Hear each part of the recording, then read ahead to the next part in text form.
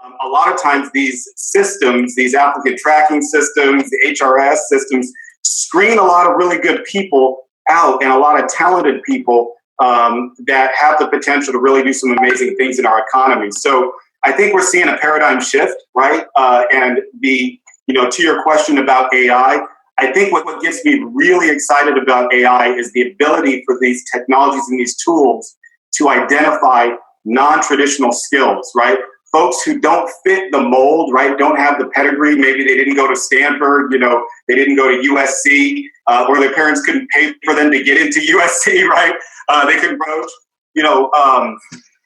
there's a lot of talent out there that gets overlooked just because of a variety of circumstances. And, the work that we do, our technology that works with government agencies to help them on workforce development.